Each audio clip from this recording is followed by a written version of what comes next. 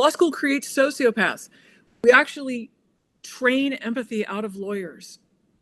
And part of the real work, I think, is just finding it for yourself again and realizing you're not going to fix it all. You may not be able to fix it for this particular client. And I know you well enough to know that you're going to agree with this. I still take every loss personally. I still go back and think, what should I have done differently? As if Yeah. there was no one else in the room involved in it. And that's not healthy. But to me, this work, and the only legal work mandated by the Constitution is in the Sixth Amendment for criminal defense, requires that level of taking it personally. Over 1 million Americans face sentencing every year, and it will be the most important day of their lives. But we don't fully understand the system, how broken it is, and what we can do to make it better. I'm Doug Passon. I'm a 25-year criminal defense lawyer and a sentencing expert. My goal is to bring more awareness, more fairness, and more humanity to the sentencing process. So, are you ready? Then let's get set for sentencing. Hey everybody, Doug Passon coming to you from Studio 3553 in Scottsdale, Arizona. Listen, we claim to have the greatest system in the world. And if the system was fair, we could do our jobs with joy and achieve just outcomes. But our system is, as we know, rife with injustice, indifference, and inhumane treatment.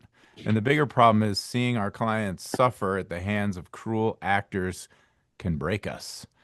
So my guest today is a very special one. It is lawyer extraordinaire Joy Bertrand. And Joy is we are really going to dig deep together on this topic of, I guess, for lack of a better term, it will be lawyer wellness. But we're going to talk about hostility in the heart. I've practiced with Joy, I don't know, we've been swimming around each other's circles for about a couple decades, and her reputation as a hard-charging, compassionate, outside the box thinker in the world of criminal defense is known far and wide. And so we're going to talk together. I just first want to say hello, Joy. Good to see you. Thanks for coming. Hey, thanks for having me. I really appreciate it. That's such a kind introduction. Well, I've got more to tell these folks about you. I'm just getting started. But this is a podcast that goes on the audio and also on the YouTubes. And I would say for people who don't watch this, you should go to the YouTubes because Joy's sitting out in the cool breeze. There's a little mountain cabin vibe going on there. She's outside, and I love it. I'm inside in Phoenix, and it's one of the hottest, I guess it's the hottest day we've had this year with a heat advisory. But I still would love for you to be tuning into YouTube because I just got back from getting a haircut. So if you were able to see, you'd see that Looks I'm good. Looking perfectly good. Sharp. coiffed. And I did that in honor of you, Joy. No, Joy. So there's a lot to say about her background, and I told you a little bit, but just to give you a little bit more perspective. So Chicago native, right? yep. Born Chicago. Now here's Yep. a little thing we almost have in common. Joy went to Indiana University for law school. I I, went to IU for undergrad. So yes. we have an I IU love Bloomington. connection. And it looks like we both graduated the same year. So we've been in practice for a long time together. Joy is all over. She's savoir faire. She's everywhere. She's admitted to practice in Arizona here, but also in Wisconsin and like 1,000,006 other federal jurisdictions. And her practice is a lot of criminal, but also civil work. Also admitted to the U.S. Supreme Court, I noticed in my research. Did you Yes. argue? And Have you argued I at the have Supreme not. I've had Court? them take a nibble at one of mine and then say no, thank you. I'm also Okay. licensed in California. Oh, in California. Yeah, Okay. All right, cool. Wow. Did you have to take the California bar? totally did. It Oh, was, that's hardcore.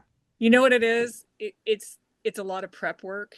Yeah. And then it's just a Christopher Guest movie. It's the craziest experience of your life. It's just a study of human behavior in a giant convention center. It's fascinating if you're not under the pressure of taking the exam.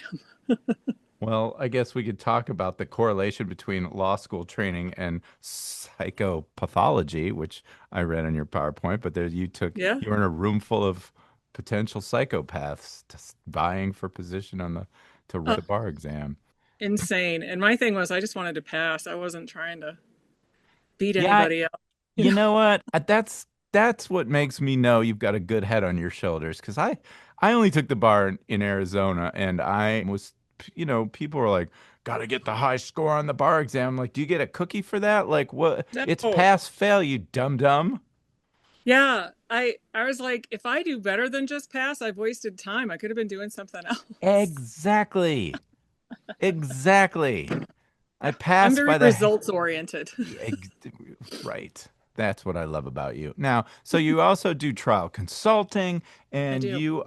you're a teacher at the Trial Lawyers College with some people, Trial Lawyers College, and some people listening to this know what that is, but it's a very well established, old school, amazing outside the box trial training retreat.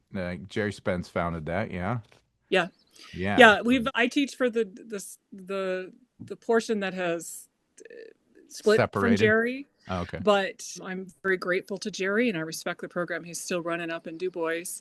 And the whole thing with Trial Lawyers College is it has to start with work on yourself. And until you do that work, you really are limited in what you're going to be able to do in the well. And that's not the easy work. It's the work we avoid at all costs that is the work that needs to get done. It's rooted in the methodology behind psychodrama, which is a Mhm. type of group therapy. And you can actually take those methods and use them in the well to build your case and really help with your communication skills as well. And I Like I haven't just taught a done, seminar this weekend. It was awesome. I saw that you were teaching this weekend. It's amazing. And Hmm. I didn't, haven't done that trial college. I've done some of the other ones, but I am Mm-hmm. now familiar with psychodrama, especially because of my friend Patrick, my colleague and friend Patrick Yeah. Barone. Do you know Patrick? I can't remember if we talked. And he's in I know Detroit. him socially. I have not Okay. worked with him. Yeah, certified psychodramatist. And we have actually started doing psychodrama with clients now and again Mm-hmm. to help them Oh yeah.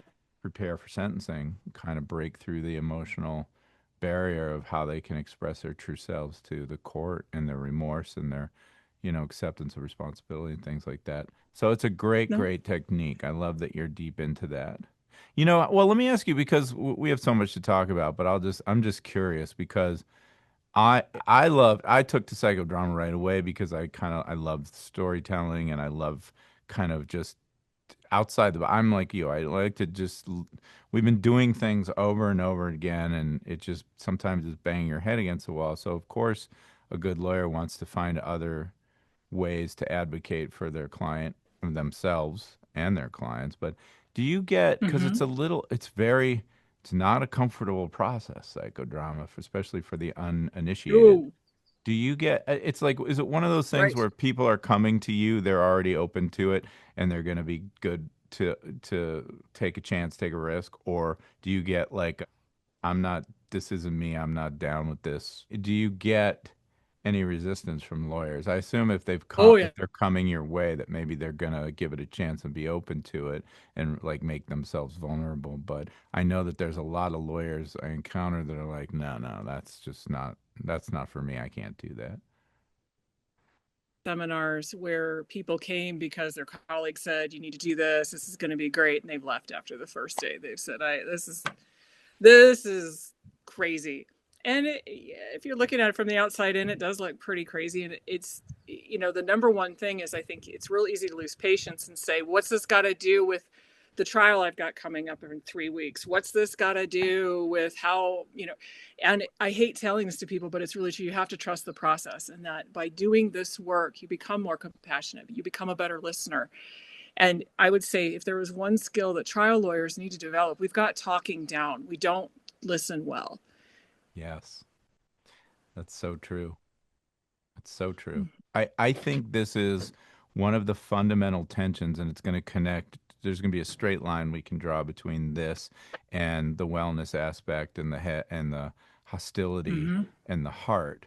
which is, I believe, to be a good lawyer, you must connect with your client on a deeper emotional level. You must learn their lives. You must understand who they are as human beings. You must forge a relationship with them, because if you don't know your client, you don't know their story, how on earth could you ever expect to effectively tell it well to a jury or to a judge at sentencing? That's how I practice, and I know that's how you practice, but a lot of Mhm. lawyers don't want to get emotionally invested in the case. Worst case scenario, they just don't Right. care that much. They're in it for a paycheck, and the best case scenario is they do care, but they know that the closer we get to our clients and their trauma, the more we're going to internalize that trauma vicariously and be wounded and hurt and angry Yes. and damaged. And so Yeah. it's a catch 22, because if you're wounded and hurt and damaged and angry and lashing out at everybody, you're probably not going to be a very effective, you're not going to be useful, not to yourself or to your clients. But if you don't invest Yeah. in the connection, you're not going to be good either. So we have to find I guess, a happy medium, and that's what I'm hoping you can help me do today. But I want to just get mad for a minute, and then we can circle back to how we Okay. fix the hostility. We're going to talk first about this case that you were involved in that we refer to as the Backpage case, because I think it's a great example of justice gone wrong on many levels. Yeah. And so, if you could just give us the facts, just kind of a summary of what Sure. what was going on and how these folks ended up getting prosecuted. So, Backpage refers to what used to be the physical back page of the Phoenix New Times. And it was like singles, missed connections. And I remember high school in the 80s, like getting the New Times every Tuesday and looking at the back page. And some of it was a little bit more salacious than others, but it was pretty innocuous. And New Times was a free newspaper, is a free newspaper that's revenues generated through advertising. So their classified advertising was like, the last third of the newspaper every week. And as technology changed, the New Times also went digital, but they maintained that classified advertising revenue online, and they became next alongside Craigslist. I think they even went beyond Craigslist and became the largest or one of the largest online advertisers in the world. And that included everything from garage sales to cars to jobs to escort ads and more provocative adult material.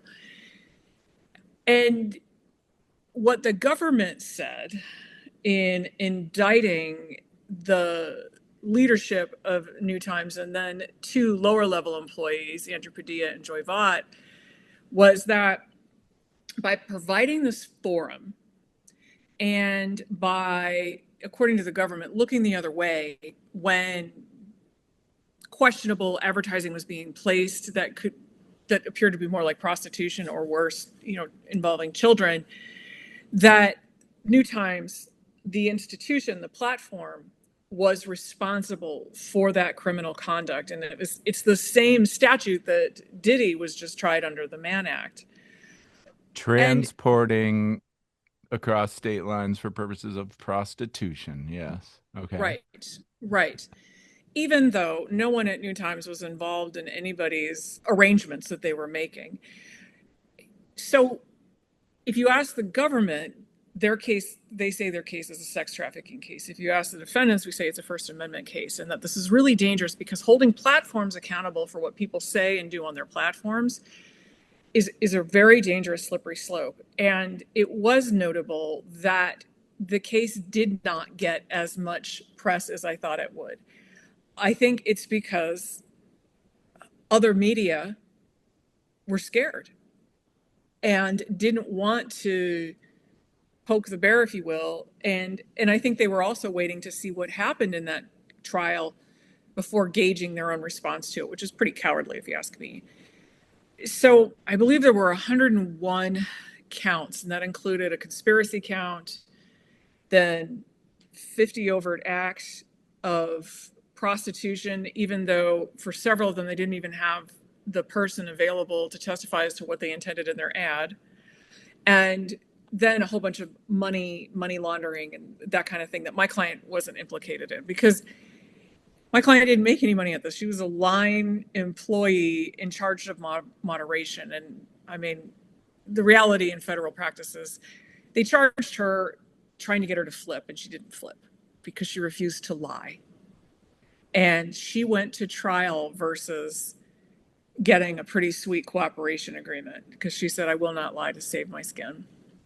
So That's the stakes that for us that were in high. that in and of itself we should highlight is very heroic because and we just Mm-hmm. had I just did a podcast yesterday about the Diddy indictment, and we had a discussion about how the prosecutors like to overcharge Yeah, and scare and coerce somebody to plead guilty, and it works most of the time because that's right. 96% of the people are pleading guilty, but your client took a huge risk and went to trial. What was she facing if she was convicted? Same as the other guys, or Same as others.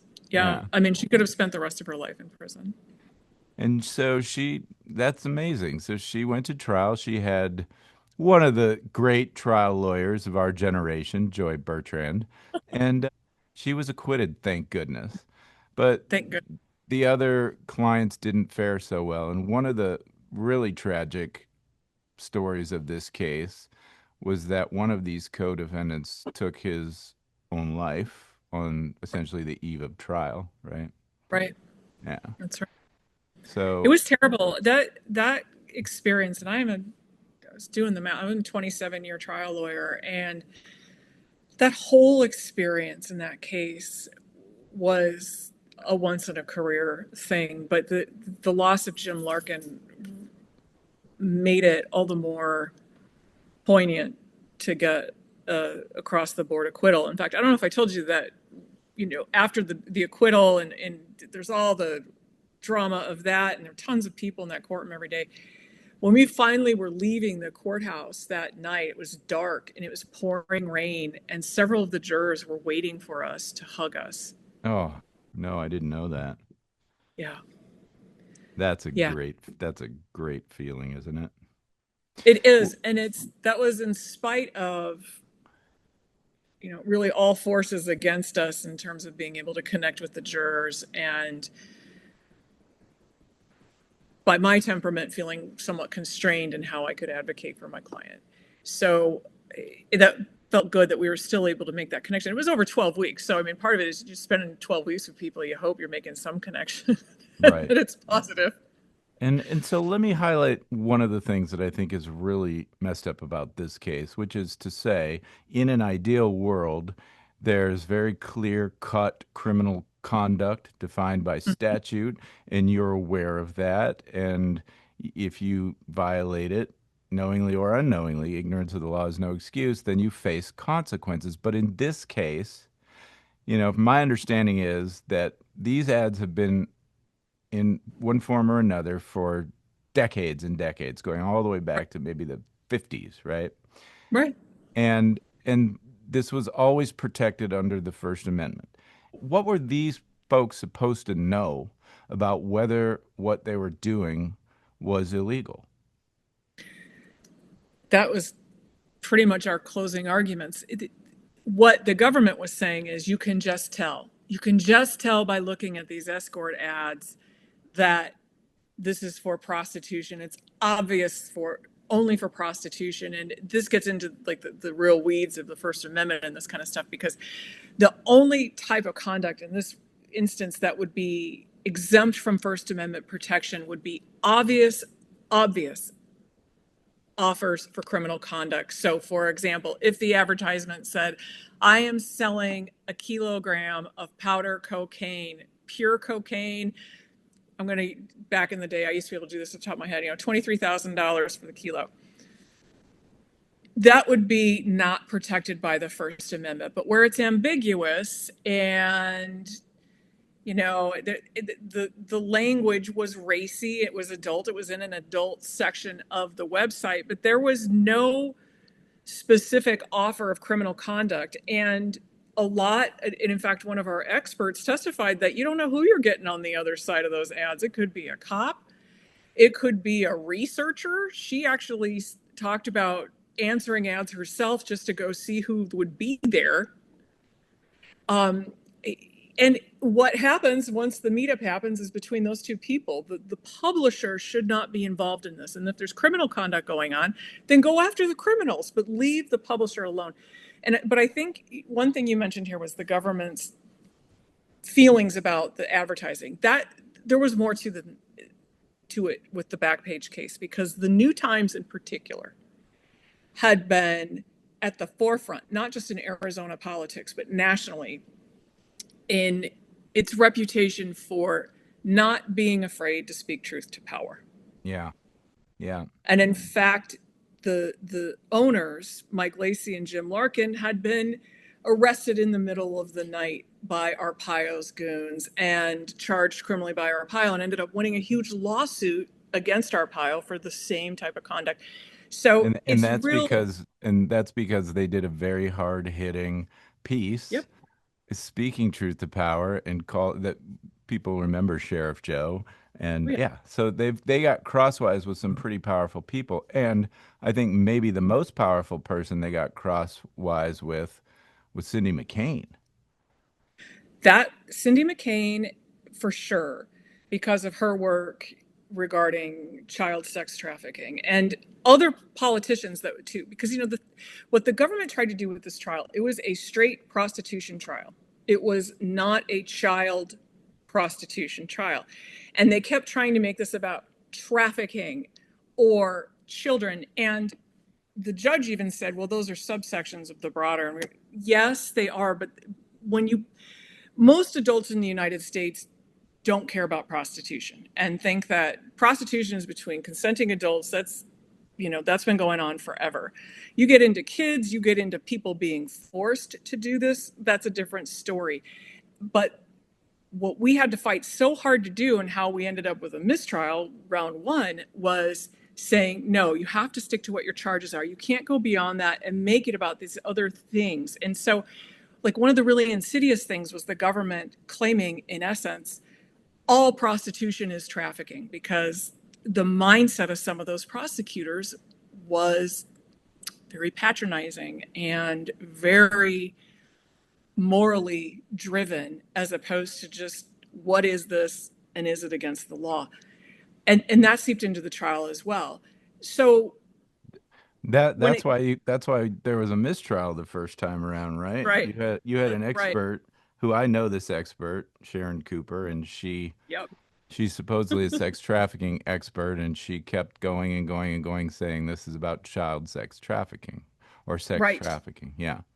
right. And Um, it was after my cross-examination of her that the government was didn't you to have tell? tried the case. Oh, it was after your cross. Very nice. Yeah. I love it. I don't know if I told you this, but I had a case and the government had called her as an expert. It was like 10 years earlier. Mm-hmm. And we had a 2 day hearing, and she was absurd. And the Yeah. government was worried her testimony was going to be precluded. So they gave a very good plea offer. But didn't you say, I don't remember if it was you way back when I was talking about this or somebody else, but they were posting some like posters or signs about sex trafficking Oh, outside the courthouse or the yeah. courtroom? Yes. The What was the that? first week of the second trial, I go downstairs on a lunch break one day, and there's this big, like, picture like a big blackboard when we were kids, like a big blackboard on wheels that you could move around. So like a big board. And on it were all of these photos of missing children, sponsored by the National Center for Missing and Exploited Children, NCMEC. NCMEC was on the government's, the president of NCMEC was on the government's witness list. NCMEC was going to be discussed throughout this trial, because my client in particular, one of her jobs was to interface with NCMEC and flag questionable ads and send them to NCMEC. So, so I go down there, and there's all of our jurors standing in the coffee line, a captive audience, looking at this board. Oh, with all these kids. Yes. Oy. And oh my Goodness. And that's not, I'm sorry, that's not an accident because I've been going to that federal courthouse for 20 freaking years and I've never seen any such thing anywhere. The only Hmm. pictures I've ever seen on the wall, besides the president and vice president by the elevators, are in the marshal's office about the like 10 most wanted people. Right. I've never seen that. So this is dirty. This is dirty pool.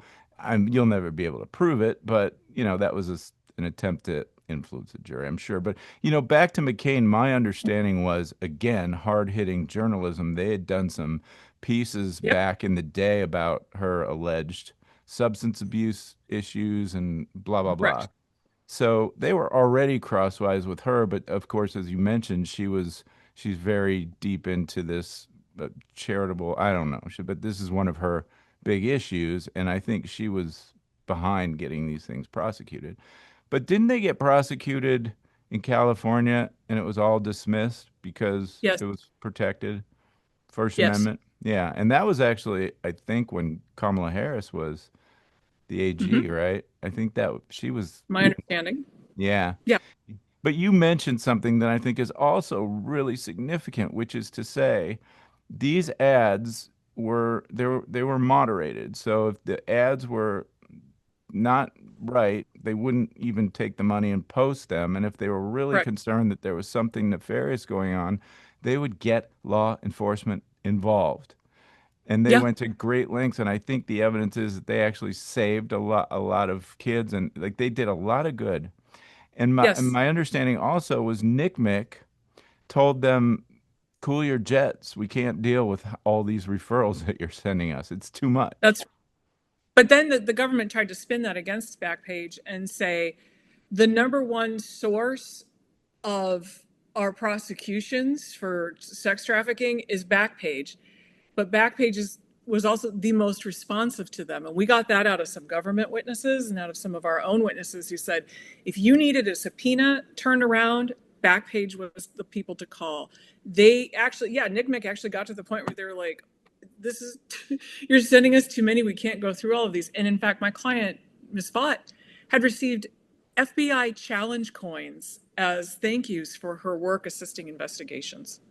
She Wow. was brought to law enforcement conferences to tell them how to work with her so that she could help them with their investigations. And then they turned around and used that against her, saying that she had knowledge of the criminal conduct on her jobs Wow. website. Wow, wow, wow. And then so they've actually had court judgments saying this is not illegal. This was, as Yep, far as I know, this was the first of its kind prosecution that resulted in any kind of convictions. Is that right? that's correct. So look, I mean, people don't really who aren't swimming in our waters and know the law. That's messed up. Not only do you not know it's illegal, but you've had courts tell you it is illegal. And these guys Hmm. are, they're badasses and they're not afraid of the government and they thought what they were doing is legal, so they continued on and they find themselves at the receiving end of a really terrible indictment. For the people who are listening to this, there's a really good podcast. Did you listen to that? It was called Hold Fast. Um, I've listened to some of it. Yeah. yeah, I think it's on Audible. I'll try to put a link in the show notes, but that's really fascinating. And if you really want to do a deep dive into the people Hmm. involved in this and the facts involved in this. So anyway, well, one of the clients I was working with was 73 years old. He's was the executive vice president and super nice guy. Lot of health, serious health issues. And 73 is not a good age to be if you're going to the Bureau of Prisons. And he got sentenced to 10 years in prison, and he's there fighting his case. Correct. The other really fun fact, I say in air quotes, was at sentencing, often somebody can, after their sentencing is done, even if they get 10 years, if they're out of custody, they can go home and they get a self-surrender date so they can appear Hmm. on their own to the designated facility where they're going to be serving their sentence. It's a month or 2 months down the road. And the government moved to take these guys into custody right Yeah. away and said, no, we don't want to do that. Right. Oh, it's grosser than that. One of the I believe it was at the end of the trial, one of the government lawyers argued that he was worried some of the others would escape justice by Yeah. also committing suicide. Yes. And you heard the audible gasps in the room when the words came out of his face. I was in the room when that happened, and I got sick to my stomach. First of all, our clients were very close to this man, so it was like a knife in their heart. Oh, But I mean, think of the story behind that story, which is to say, prison is so horrible, so miserable, so degrading, so dehumanizing, so much deprivation that a person would rather kill themselves than do that. right. I mean, and so they said, yeah, that they would be a flight. I don't even know what they said. Was that a flight risk or whatever? So the judge gave them a very, very short period of time, I think, to surrender, and that was it. That was it. I, So ca- I I have to tell you, because my client was acquitted, I wasn't as closely then involved in the after litigation. I was, and you and I ran into each other at one of the or a couple of the days of sentencing, because I wanted to go to be there with the people who had become my friends, both the lawyers and the clients. I didn't, and their families that we spent all this time with. I didn't want them to be alone. And I wanted them to know that at the least I would be in that gallery as a genuine witness to what was going on. and again, not a whole lot of press about any of it. No, I mean, they reported what the sentences were and things like that, but nobody really had a handle on just how unfair this situation is. Now, appeals are pending. I don't think they've been resolved yet, and maybe there's hope that these convictions get reversed. I think they absolutely should. But meanwhile, one of the things that we do as lawyers beyond self-surrender is to say, don't go at all if there are really legitimate, credible issues for appeal. right. In other words, if you think you may get this case overturned on appeal, then why would you have to serve any sentence at all? And Exactly right. there are, I mean, amazing issues for appeal. But the judge didn't care about that. She denied all those motions, and I've had some follow up with my guy, and it's hell, and mostly Yeah. because of his medical issues, because the BOP doesn't care about medical I issues. think one of the defendants was allowed release. Mike Lacey, I think, is out. And even that was crummy. It was as if the court said, Mike used the magic words in his motion for release pending appeal, so we'll let him out, but we're letting Judd and Scott stay in, which was that's been the kind of thing with this case. There's an inhumanity to it and just a brutality to it that was shocking even for veterans of federal criminal defense. Well, and that's the hostility because, there's an aspect of, just like you said, brutality, punishment for the sake of punishment. It's a question, do you go to prison as punishment, or do you go for punishment? Because it is absolutely punishing. So I hope people follow along with this, and I hope that the right result occurs, but stay tuned on that. But again, we're going to get to this issue of kind of the soul sucking nature of this practice. That's a great example. But we can talk about one other thing because I know it's very near and dear to your heart. So there's another dimension. Well, I've been talking a lot on my podcast about Kilmar Abrego Garcia. I Yeah. did 3 podcasts in a row that this is the canary in the coal mine of the end of justice, that you could just sweep somebody up and send them to a maximum security prison to serve indefinite time, maybe life. In a And country that's not yours. And the Supreme Court ruled today that we absolutely can ship people off to South Sudan where they've never been, that isn't their home country, and deport them there. right. And that has echoes of 1930s Germany. Yeah. Sorry, but that's what happens. Round up, deported to camps in another country with no hope for release, no due process. And for Mr. Abrego, that was actually for him, that was his home country. But there had been Yeah. a prior immigration court ruling that he would his life was in danger if he went back there because of the gang issue. Right. And Right. not only did they send him back there, but they put him in a place where they put all the gang members. Right. So he is so lucky that they got him back here to even though he's facing prosecution. And the other issue is and this just came out today or yesterday, but he's speaking up about the conditions there and Yep. how brutal and how he was tortured and, Hmm. all the deprivation there. And guess what? There's still more than like 200 people in, Right. in that facility. And we don't know who they are, what their real background is, whether they're gang members or not, whatever. Some may be citizens. We don't know because there's no hearing, there's no due process, there's no way to figure it out. And most And importantly, we don't know when, if ever, they'll get out. right. We don't. And here's where I think I'm anticipating a little bit where our conversation is going. There's a growing demand to know, where are all the women? Where have they deported the women? Oh, okay. I So don't have an answer for this, but you at don't know. least with that whatever that camp down in El Salvador that we have contracted and are paying the country of El Salvador to use, Right. Our tax that's all dollars. men. There and there is a real question as to where all these women are going. Hmm. When you do these mass roundups and then mass deportations and it's not orderly,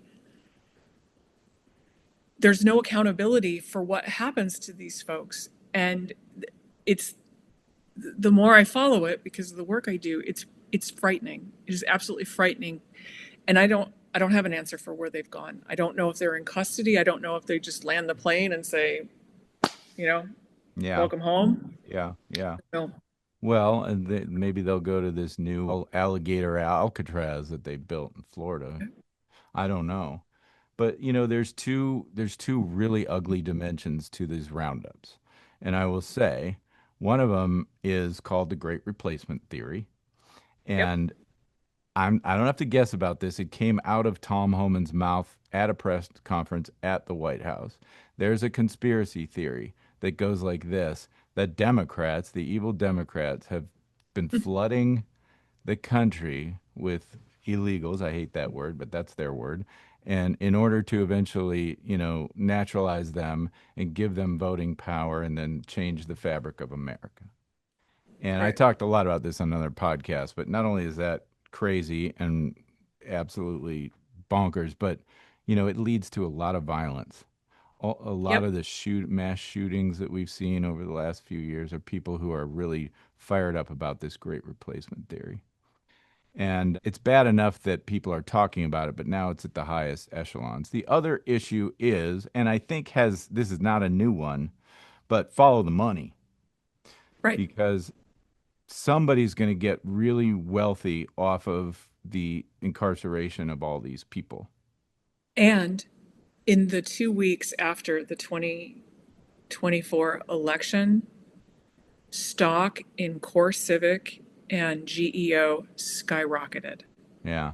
and has These are continued private on. prison corporations that we're talking about. Right.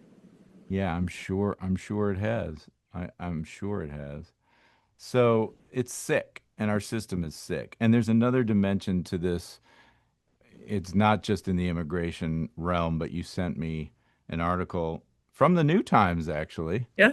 They're still doing their thing, but it's called Trump's War on Pregnant Migrants. And so I want you to speak because I know this is really close to your heart, but women pregnant in custody. Talk to me about that. It is, but it's so close to my heart. So here's the thing: whether this is in pretrial detention, like a county jail, or in a prison, prisons, correctional facilities are not designed, staffed in any way to deal with pregnancy. And I have taught across the country to public defenders' offices and said, if you have a client show up at initial appearance at whatever you guys call your early intake court pregnant, treat it as an emergency. And the reason is jails are bad enough in the best of circumstances when you're healthy and you're young and you're strong and you don't have someone else to worry about. Any medical vulnerability makes jail extremely dangerous. And here, pregnancy by its nature, we're spoiled in the 21st century in the United States, even though there's much better healthcare in other countries. We don't fully appreciate, those of us, I'll say white collar, professional class people don't appreciate the dangers of pregnancy, both for the mother and the child. And so this has to be something where if you're going to hold a woman who is pregnant, you've got to be ready to give her the care she is going to need. That butts up directly against everything correctional facility cultures are. And if you have someone in a privately run facility, you also have profit driving this and their desire to keep costs low. There are very strict rules about how pregnant women are supposed to be treated medically in custody. And that's the National Correctional Health Standards, that for jails and prisons to be certified as compliant, they have to meet these standards. They never make them. They don't meet these standards. And one of those standards is that high-risk pregnancies have to have specific care. You need to be screening for it. And let's be honest, given the populations you're dealing with often high-risk pregnancies for a whole host of reasons: drug use, trauma, physical trauma, malnutrition, poverty, living, all of the things that are our mitigating factors are the same things that create very dangerous pregnancies for women.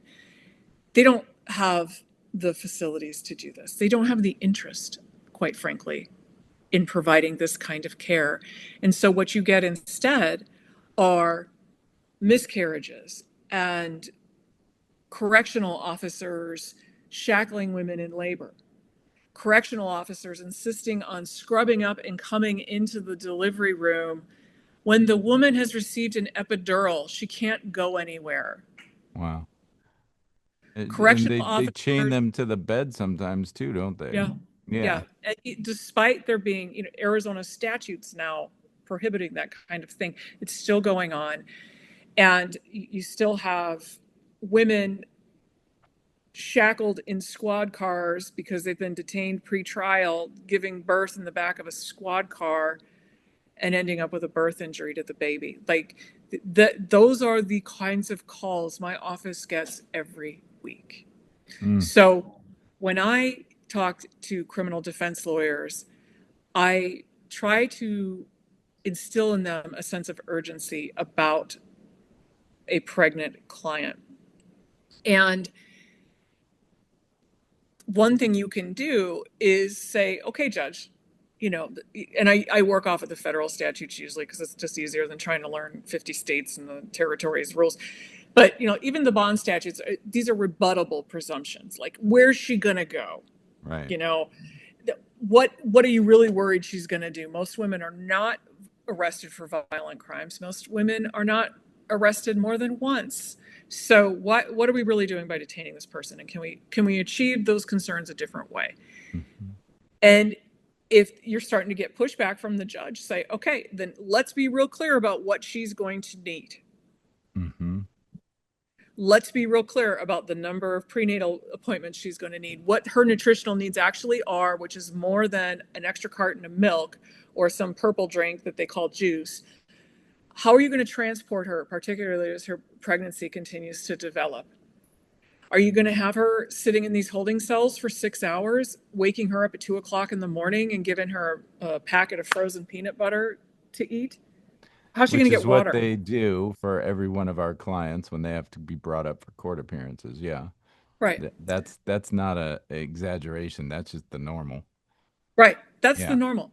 So what I've tried to do in our practice is really use that area of our practice to be impact litigation and push and make judges look at this.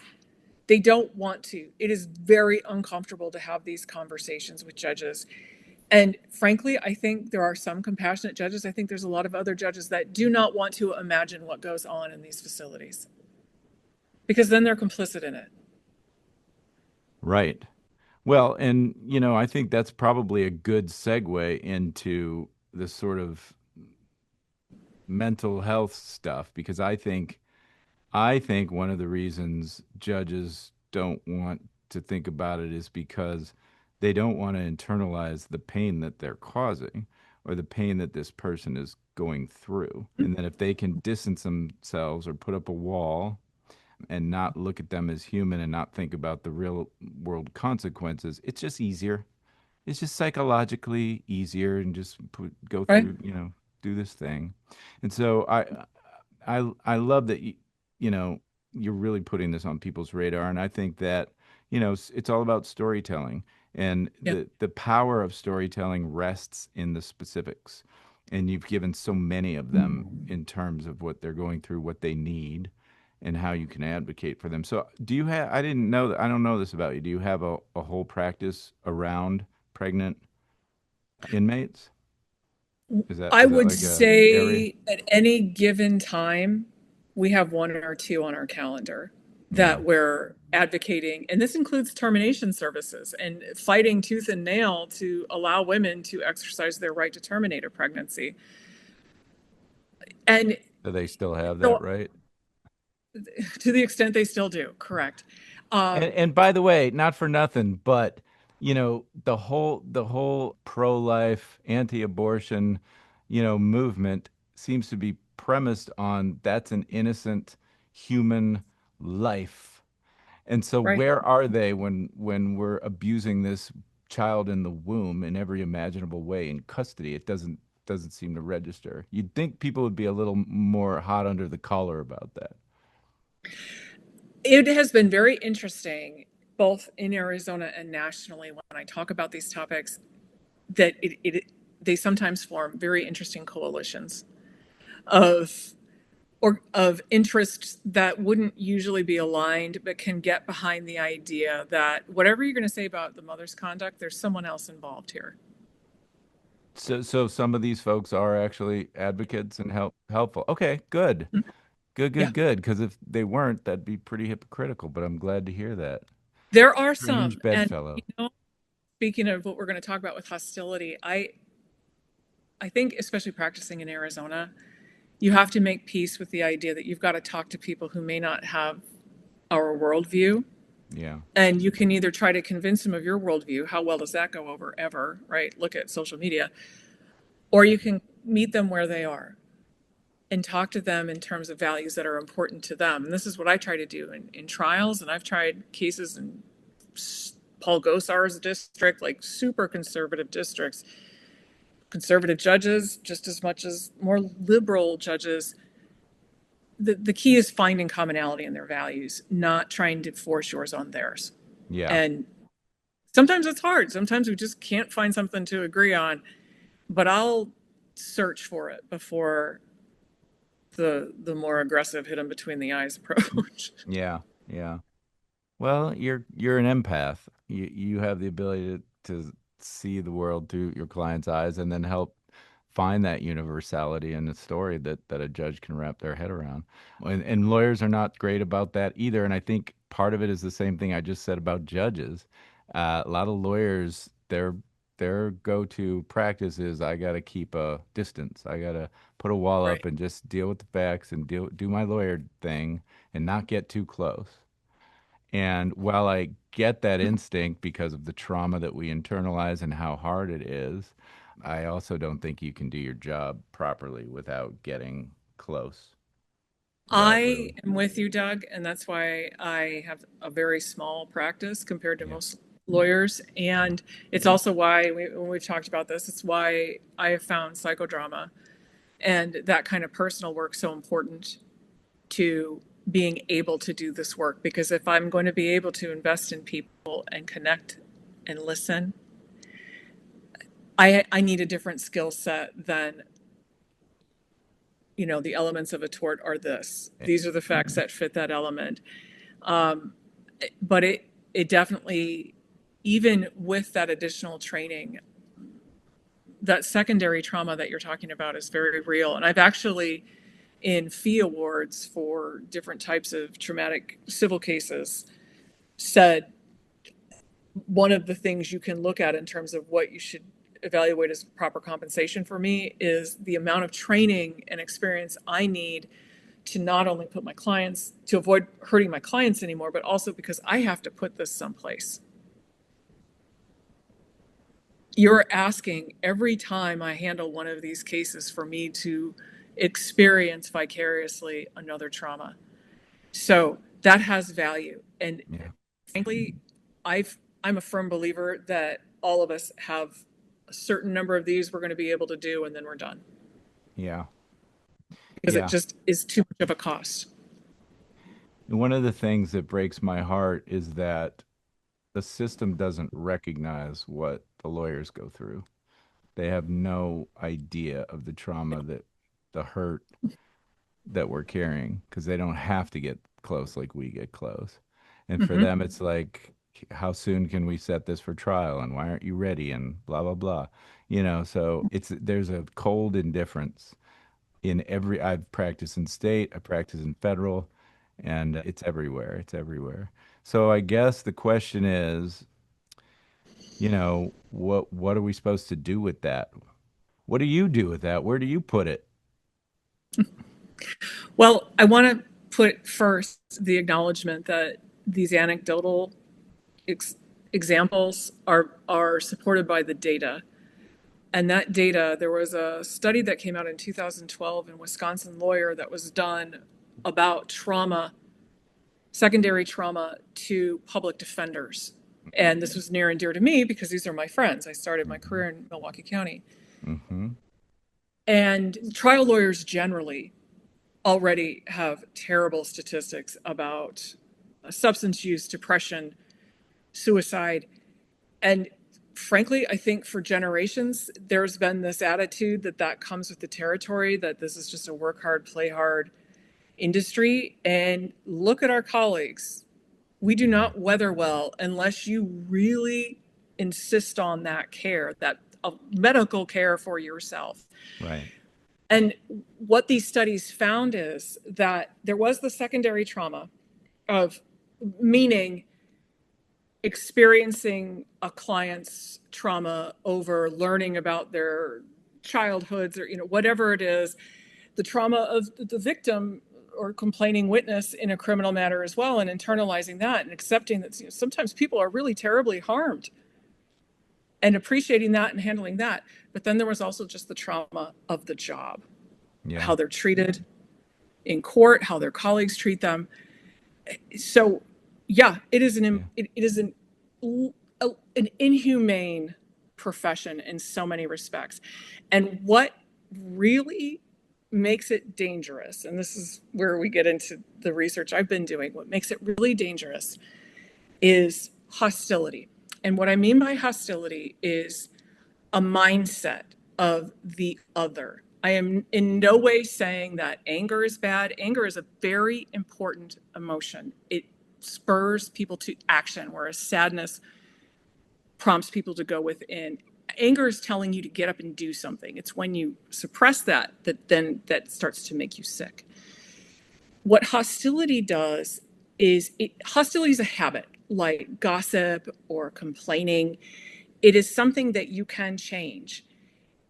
You can be mad at someone and not be hostile. You can be frustrated with a situation or with a judge and not be hostile. You can be receiving hostility and choose deliberately not to give that back.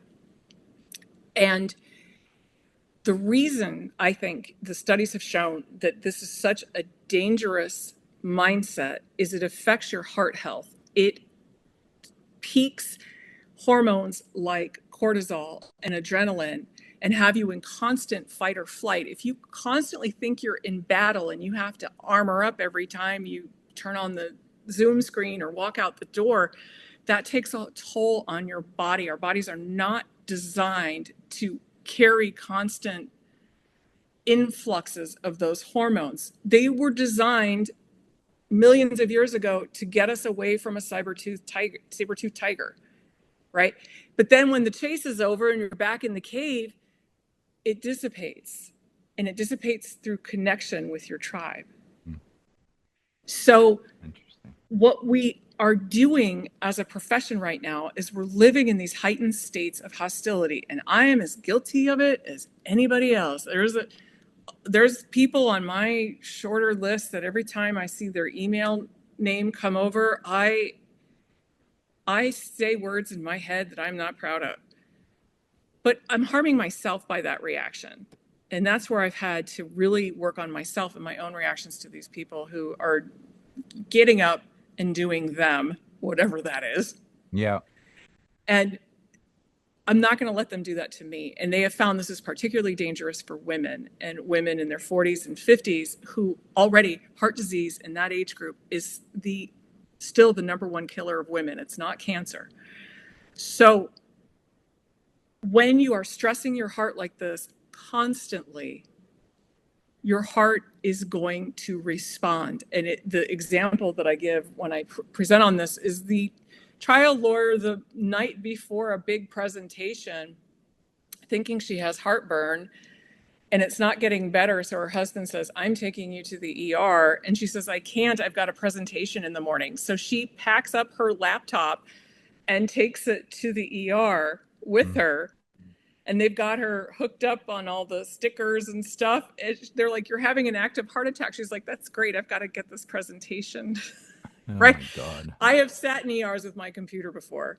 Yeah. So I totally get it. And I'm sure a lot of your listeners are chuckling to themselves right now about this. But this is something we can change. And the way you change it is by being deliberate in your choices. The first is to seek connection, especially after you've had really intense experiences. And Backpage for me is a great example of that. You know, we got that verdict November 14. New Year's Eve day, or the night before New Year's Eve, so 6 weeks later, we had family in town. My husband's family comes out every year. This is not a surprise to me. And I just looked at him and I was like, I can't do this. And I got in my car and drove to San Diego and stayed at one of my little hideaway holdout places that we have in Oceanside. And it took several more months for me to feel like I was back to Mm. myself. And I was talking to Lexley Overton, who's a lawyer coach, about this. And she said, oh, the wins take so much more out of you because you won't even stop and give yourself the reward. At least when you lose, you kind of already go internal and rest. But with Yeah. wins, you think you demand of yourself that you just keep going, and you can't. The battle was the same. Right. The tax on your system was the same. So you have to find that connection, and you have to insist on your health. And the other thing you can do, and this is based on the book Power versus Force, which is all about managing your emotions and coming from a place of power versus force. And the higher energy, the more positive emotion you can choose to feel in a situation, the lighter it is and the easier it is on your system. So hostility, low on the list, a dense, heavy emotion. The one that I encourage people to get to, that is even hard in some circumstances, but if you can just get to acceptance that this is the situation, not that you endorse the situation, not that you like it, but if you can just get to this is, that is such a higher frequency than hostility and anger and depression. That helps you also see things more clearly. The other, in this book, Power versus Force, the threshold emotion where the transformation happens, which I think I never saw as an emotion before, but is courage. Can you find your courage? Whatever that's going to mean in a circumstance will pull you up out of that heaviness and get you in a healthier state. I'm a big believer that your emotions drive chemicals, and those are what are affecting your body all the time. So if you can pause, and I don't like to use the word mindful because I think it's totally overused now, but if you can, in those moments, say, I'm in control of my emotions, I'm in control of my response, and I'm going to choose again. It's What can I very, choose? yeah, go ahead. Sorry. You know, what can I choose here that's appropriate but isn't so heavy? Yeah, right.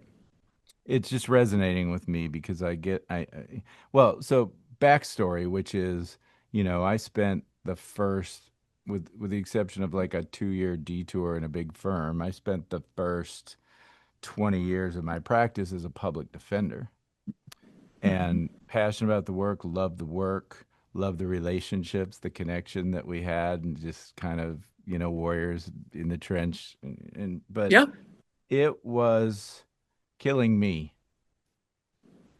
I'm not exaggerating. It was I just piece by piece by piece. And sometimes in trial, if I had a trial, especially when I think my client's innocent, because those are the worst, the hardest, the most stressful, you don't sleep. If I did get a few hours of sleep, I would wake up at 4 in the morning, and the first thing I would do, throw up. I would literally throw up. My husband in And trial. Yeah. yeah, and you don't eat right, you don't sleep right. It's just pure adrenaline and stress. And we have, I looked at your slides. This lawyer suicide rate, you say, is 6 times the general population. Yeah. And we all know we all have lost people, either Yep. suicide or, you know, overdose, whatever it is, heart Yep. attacks, aneurysms. For me, so I think we need to get real about counseling, because for me, I did a lot of counseling and a lot of trauma therapy, EMDR, and the whole bit. And Yep. and a part of that is like, check in with your, not just your emotions, your mind, but your body. Where are you feeling this, right? Your heart, your Yes. stomach, and it was very teaching you. I know we don't love the word mindful, but it was really teaching you to just check in with yourself. But it's still, I mean, so a lot of lawyers don't even do the work. They don't want to do counseling. They don't believe it. They don't have time. They don't have the money. They don't, whatever. But even after I've done the work, I still get, I find myself like, especially in court, losing my shit. And I have to really, really work hard to keep control because I'm so angry. Oh, Um, yeah. I have and been I, told many times by judges that I had become intemperate. ugh, well, but that's another thing, and I think it goes to the women in practice, because that's a bullshit word. I don't think a judge would call me intemperate, or criticize the clothes that I'm wearing, which I've Right. seen happen in federal court. Whatever, but yeah, that's added layers of stress. And I will say this for me, well, so 20 years public defender, and I started doing the mitigation filmmaking work as a federal public defender. And so what I was doing is just storytelling. And it was, even though there were sad stories and traumatic stories, there's always a hopeful Yeah. element to storytelling. So what I found was, I was doing that work and it was filling me up. And the traditional litigation was just taking me apart piece by piece. And I would see some people who went their whole career, and they got to the end, and there was a nice retirement party, and everyone's celebrating, and they'd leave, and they looked like the living dead by the time they got to the end of that journey.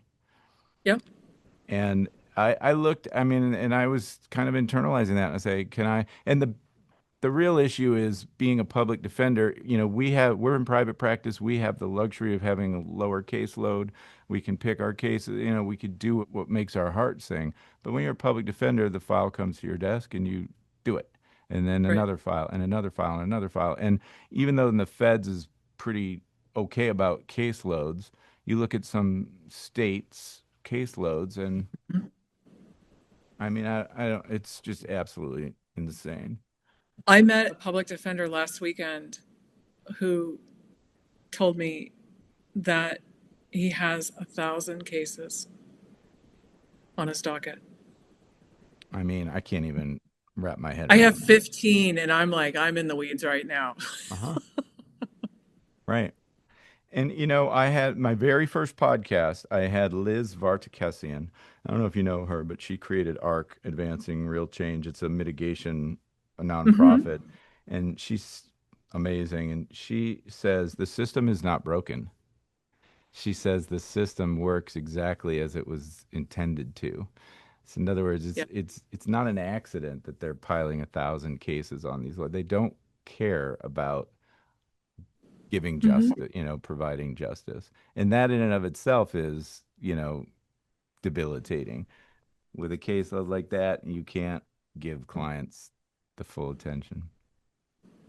Well, I will say this too for me, besides the mindfulness and the thing that I have found that has been my great sort of refuge and therapy, besides filmmaking and storytelling, is music. Yeah. And I will tell you this story. I don't know, did you ever know Karen Wilkinson? She was at the Federal Defenders for a long time. I'm sure So we passed okay, in. so Karen was amazing warrior. She did a lot of the Guantanamo cases after nine Hmm. 11, and I mean, she was in it and brilliant and amazing human being, and she played the violin. And when I started at the Federal Defenders, she found out I played guitar, and she said, I have this group of people. We play music. We get together, community, right, connection every week, and we just jam. We just play music. And she invited me into this circle. And, I would go once in a blue moon, but I always had something else to do. I was too busy, whatever. I was too stressed. So I missed a lot. I missed more than I made it when it was happening every week. Hmm. And then on a Friday, Karen had an aneurysm. And on a Sunday, she died. Now, can I say that her aneurysm had anything to do with the work and her practice? Who knows? But I'm sure it did, right?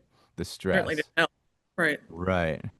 But I thought to myself, I missed so many moments, and now I can't get those back with her. And since then, I've been going to music religiously every single Hmm. night.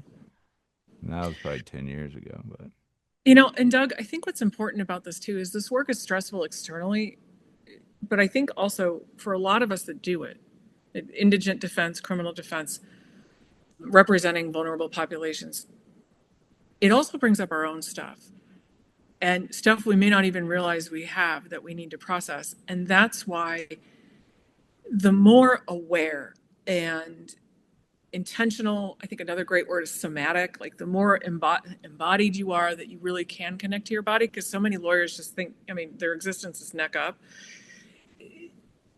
The more you can listen to your system, the more you can care for it. But I think it is, and law school beats this into us. And I'm sure you saw the statistics in my slideshow too, but like law school creates sociopaths. We actually train empathy out of lawyers. And part of the real work, I think, is just finding it for yourself again and realizing you're not going to fix it all. You may not be able to fix it for this particular client. And I know you well enough to know that you're going to agree with this. I still take every loss personally. I still go back and think, what should I have done differently? As if yeah, there was no one else in the room involved in it. And that's not healthy. But to me, this work, and the only legal work mandated by the Constitution is in the Sixth Amendment for criminal defense, requires that level of taking it personally. yeah, yeah. I wish more lawyers would internalize that. So, so we've given some action items for lawyers, but it's kind of like sometimes I think, somebody in a wheelchair just screaming at them, why don't you get up and walk already? Like Right. we want lawyers to check in with themselves and take these moments and do these things, but how do we help them get to that place? Because it's not an Yeah. easy thing to do. Well, I think a couple things. I think one thing culturally that we need to talk about is what self care, another overused phrase, is. Self care is not comfort necessarily. Self care is not necessarily numbing what you're feeling. And that means at least making a conscious choice of, if you're going to have a glass of wine, if you're going to have a beer after work, that it's conscious. It's not what you go to simply because the day is over and you're trying to get that cortisol level down. Your cortisol should be spiking in the morning when you wake up. That's helps get out of bed. It should not be spiking at 6 o'clock at night.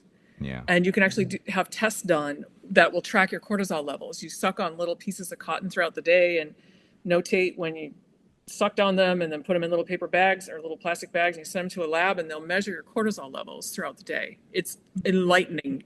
Wow. Done that? I have, and my Wow. cortisol speaks at 4 o'clock in the afternoon because I'm trying to get stuff out the door. When I worked in an office most of the time, I was dreading getting back into traffic. Phone calls are ringing, deadlines are happening. That made complete sense. And so now there's actually supplements that you can take. Check with your doctor because some of them have stuff that'll interact with other drugs, but that manage cortisol directly. And there's somatic practices of yoga, even beyond, like, doing all kinds of stretchy tricks. Connecting with breath can immediately bring down your cortisol levels. Just being conscious that you're breathing Hmm. without even doing anything fancy. Yeah. Just realizing that you can slow down time in a way and just focus on your breath makes a big difference. There's tons of guided meditations online now that you can just pop your earphones in. I've done this so many times in court where I've stepped into a vestibule and given myself 5 minutes with something helpful. And I think we can also start calling out, I'm just going to say, calling out the bullshit when you see people acting hostile, when judges are acting hostile, when other people are not treating each other like professionals. I think it's okay to call it out now and say, hold up, I'm not talking to you like this. Yeah. What's going on here? There's a great story about a TLC lawyer in San Diego who had a opposing counsel in a deposition just losing it on him, which is actually, I mean, it's weird. Civil is actually so much more uncivil than Yeah. criminal practice often is. Deposition lawyers just losing it. And my colleague just looked at him and said, are you okay? Hmm. Because this response is way out of proportion to the problem. And the lawyer fell apart and was like, no, I am not okay. Hmm. And like had this whole meltdown in the middle of the deposition. And I'm not saying we should do that to opposing counsel, but I think if you can get to the point where you have the presence of mind to say, hold up, where's this coming from? I've done it with judges where I'm like, where's this coming from? Are you mad at me? Or are you just mad? Like, I don't know, but let's call it out That takes because, courage. You talk about courage, but a lot of no, people are never going to do that with a judge, but I love it. it I doesn't love it. have to be confrontational. It can Yeah. come from a place of, hey, before we do this important thing right now, like, Yeah. we're here for sentencing. Before we do this, you okay, judge? Like, I'm picking something up here, and I don't know if I need to know if it's directed at me or my client, first of all, but also what's going on? Hmm. Because they're human, and I think that dispels the hostility immediately. It takes some work to get there. I I'm love certainly it. not there all the time, I can tell Yeah. you. Yeah. I'm not always coming from my highest and best self in court, like the rest of us. Well, we all have our moments, but we do the very best we can. But at least, having on your radar and thinking about it, and yes, being mindful about it, it's going to help you get where you're going. Headspace is the app I've used before, which is a guided meditation app. I like that too. Well, I think, oh, by the way, your cortisol levels might be spiking right now. It's 410. I know. It's okay. You said I four know. I o'clock have to is, do a crime. I have a crime scene walkthrough this evening. So actually, oh my goodness, that's fun. welcome to my practice. Well, that's the other thing about trauma, man. I mean, criminal defense lawyers see some really horrible shit. Yeah. Really horrible shit. One of the things that was the straw that was kind of my last straw is I had a case and it was a murder case, and I don't remember exactly why, but I had to go get the victim's pants because I had to see if there were slits where there was possible stab Yeah. wounds there because I had a theory that maybe she was not wearing whatever. And I remember sitting in the evidence room and pulling this blood-soaked pair of blue jeans out, and it's all hardened and caked, and you have to like Yep. you know, Lakes all over the smooth them place. out. Yeah, and there's blood, flakes of blood floating in the air, and this is somebody's life who was taken from them. And I was like, this is so fucked up. what we do, you know? Yeah. And no, I don't think anybody in the like administrative, I hope it's changing. I think it is, but I don't think anybody's considering wellness. You know, like I think we should have public defenders should be like police. They work 20 years, I think, and they get to retire. I know people at big firms who get sabbaticals for 6 weeks. You know, these are the things that we need to do to protect our our own, but I don't see a lot of it happening. There's a growing wellness movement, but I still feel like it's in its infancy. Yeah. Well, here's a couple of simple suggestions that I've suggested to public defenders when I've spoken to them that are practical. The first is, you guys aren't going to like this. Fast from social media. Yeah. Just fast from it. It's where our friends are. I think right now, I speak for a lot of us where we're living in a constant state of hypervigilance about what could have gone on today that I need to know about. Is the world going to be blown up today? Fair. You're not going to get that from social media necessarily. What you get from social media, it is designed to ping on disgust, outrage, and extreme pleasure. So, like, it is the least efficient way to up your dopamine and your serotonin, which are the calming and the loving um, emo- hormones. So that's thing one, and it is something that I do every Lent. Sometimes more longer than others, depending on, like, sometimes I have to be on there for work, but I also find it much more productive. Interesting, because the other thing our systems aren't real good at doing, despite all of our beliefs that we're great multitaskers, our systems are not designed to go boom, boom, boom and switch back and forth between tasks. So give yourself that grace to, when things are really stressful, to get off social media. Here's another one. You don't have to watch the news every day. Yeah. You don't. Right. You don't. It's not on you to fix all of this. Right. And if it's the difference between your mental health and the news, make that choice. Another one, and I was able to do this more in Milwaukee in the summer than here, get outside during the day. I used to run during the lunch hour. And if you can, be barefoot on some grass. I know this sounds kooky and woo woo. Literally ground yourself. Hmm. Find a park, take your shoes off. And there's a saying that when you're stressed out, go outside for 30 minutes and stand barefoot in the grass. And if you feel like you don't have that time, spend an hour. Nice. It's a little hard to find grass in Arizona, but I it's know, there. but find a little patch here and there. And a lot of us work from home many days and, have that flexibility. But the idea being, interrupt the patterns. See these as behavioral loops that you can change, you are in control of. They are not in control of you. Yeah. And also do this in a baby step way. I think it's real easy for me, I'll say, to like hear all these ideas and then it's just overwhelming because I'm like, shit, now I got to do all that too, as opposed to just taking one thing. 15 minutes in the morning, even when you're still in bed, of meditation, walking outside, forcing yourself to move, and move energy helps too. Getting outside and just getting some fresh air, making nutritious choices in our food intake. Make loving choices for yourself. And really, what is loving in the moment might vary. But giving yourself the permission to do that, I think it would be step one, because most of us are great advocates for others and we are terrible to ourselves. Yeah. It's very true. It's very true.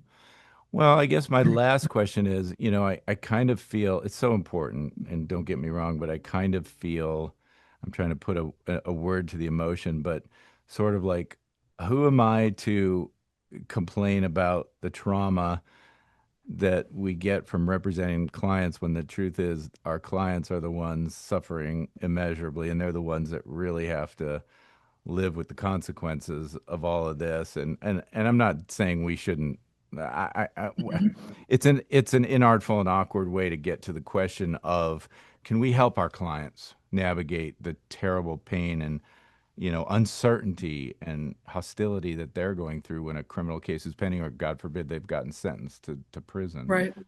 So I think a couple things about that. First, I think it is incumbent on you to do these things if your commitment is to best represent your clients. Yeah. Put They the need you to oxygen be, mask on first, yeah, right? they need you to be at the top of your game. They need you to be healthy, to Right. stand up for them. This takes incredible stamina to do this job. Yeah. But I also would say this, and I say this as someone who's processed a lot in my practice, and you too.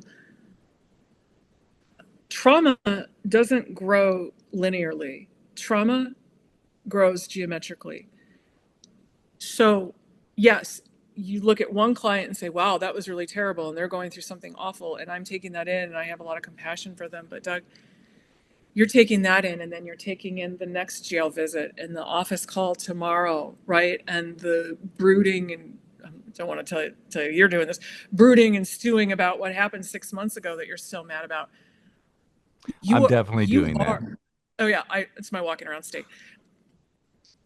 Your trauma is real. This isn't a competition of who's got the worst trauma. Your system, if you are a public defender, if you're a criminal defense lawyer, if you're trying cases, but let's keep this to just the criminal defense world for a moment. Your system is bombarded by horrific things in case files, in what happens in court, in the injustice, and watching, feeling helpless. Much of trauma is about feeling helpless and trapped. Don't minimize that, and do not do that to yourself, because that's just it's causing you more trauma to deny it. Yeah. Right. And one of the things we learned from psychodrama that we talked about both being fans of is the group at the end giving back and saying, I can relate to this. Yeah. There's nothing wrong with you. This is a universal experience. Yeah. Reminding yourself that your system is very sensitive. Everybody's is. And if you're internalizing this, you've got to process it. You cannot carry it. And minimizing it just hurts you more. Yeah. That's a great place to stop. I don't want to stop, but we've been going for a while. I hope I can have you back to talk about some other stuff. Sure. But, we have been trying to get this going for about a year. Just to give you a frame of reference, one of the last emails that before we sort of dropped off because of our busy practices, was, let's talk about the sentencing that Trump's going to be facing. And I'm like, oh my, how things have changed since, 6 months. But I'm glad we talked about this, because we don't talk about it enough. And it is so important. And it is a matter of life and death. And we need to take this seriously. So I'm so grateful to you. Where can people find you? Heaven forbid, pregnant person going through the system. Like, you do civil work, you criminal all over the country. Like, tell me, like, Right. you got a website, right? Don't you have a podcast too? I do. Athena in Tell the us. Well. Say Athena in again. the Well is about really building your resilience and your strength as a lawyer. And it translates to anything. That we've kind of redone the branding of it, and the slogan is fight giants and win, because that's what women trial lawyers do every day. And these are skills we can all use to fight whatever giants we're facing. And frankly, all of us right now should be feeling called to act in some way. Joy Bertrand Law is my website. And I also do trial consulting, communication consulting with witnesses and clients to get them ready to testify. But, and then there's the litigation practice that is mostly women clients, and a large part of the women who have been traumatized in one way or another while in custody. So Okay. we're busy, but yeah, yes. I know. I'll put those Joy links. Bertrand. I'll put Joy Bertrand Law in the show notes, and Athena in the Well is your podcast. Maybe I can come on that podcast sometime. I would love to have it. It'd be fun. I would love to do it. And I will just say thank you. And the world is so much better with you in it. So Thank you, thanks Doug. for spending the time today, and I hope we get to hang out in real time sometime soon. Yes, I would love that. Yes, All right, Doug, Joy. thanks for having me. Okay, bye-bye. That's it for today, but before we go, I just wanted to take a moment and say thank you to you, the listener, for spending time with us today getting set for sentencing. Whether you're a lawyer, someone who could use the help, or maybe you're just a true crime buff who loves the inside scoop on how this whole thing works. If you're interested in knowing more about what I do, mitigation videos, case consults, live teaching, on-demand educational content, books, articles, all of it, please visit www.dougpassonlaw.com. I'm Doug Passon. Until next time, hang in there. Wait a minute, that's a stupid way to sign off on a podcast about sentencing. Hang in there. What's the matter with you, man? I guess they call that gallows humor. Sorry. All right. Well, I will see you next time on Set for Sentencing. Bye-bye.